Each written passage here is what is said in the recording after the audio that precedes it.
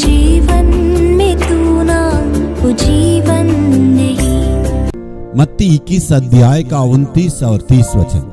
उसने उत्तर दिया, मैं नहीं जाऊंगा, परंतु पीछे पछता कर गया। फिर दूसरे के पास जाकर ऐसे ही कहा। उसने उत्तर दिया, जी हाँ जाता हूँ, परंतु नहीं गया। पिता ने अपने बड़े बेटे से कहते हैं अपने दाग की बारी में जाके उन्हें काम करना है, लेकिन बड़ा बेटा नहीं कह दिया, लेकिन पीछे पछता कर गया है। देखिए बड़ा बेटा का हालत देखिए। जैसे ही पिता का मुंह से वचन निकला तुम्हें बेटा जाना है, लेकिन वो जाने के लिए तैयार नहीं हुआ। इसका मतलब वो अपने स्वयं के लिए, अपने अहमता के लिए काम करने दे दिया है। उसका मन में अपने स्वयं इच्छा को पूरा करने के लिए विचार आ गया। इसलिए पिताजी से कहता है मैं नहीं जाऊंगा, और अपने मन से अपना मनमानी करने के लिए उनका दिल में विचार है।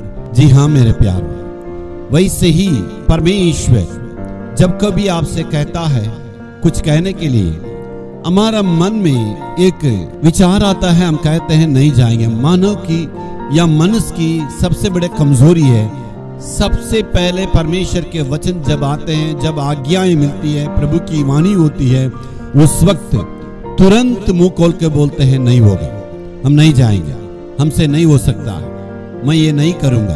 तो इसका मतलब परमेश्वर क्या कहने के लिए चाहते हैं उसको सुनने के लिए बिल्कुल तैयार नहीं है। जल्दीबाजी में, उतावली में आके बोल देते हैं मैं इसको करने के लिए तैयार नहीं हूं। जैसे उस बड़ा बेटा ने कहा मैं नहीं जाऊंगा, तो परमेश्वर के इच्छा का खिलाफ वो निर्णय करते हैं। इसका मतलब हम भी इस प्रकार कभी कभी परमेश्वर के इच्छा के बहन और परमेश्वर के इच्छा का विरोध में कार्य करते हैं। प्रभु कहता जाना है, लेकिन आज्ञा मानने के लिए हमें तैयार नहीं है। आज इस वचन को सुनने वालों से कहते हैं, क्या मेरे प्यारों परमेश्वर का वचन आपके पास आते हैं, परमेश्वर का वाणी जब आपके पास आते हैं, क्या उसको पूरे दिल से 100% तक प्रभु मैं मानता हूँ, मैं आज्ञा मानता हूँ, मैं आपका काम को करूंगा।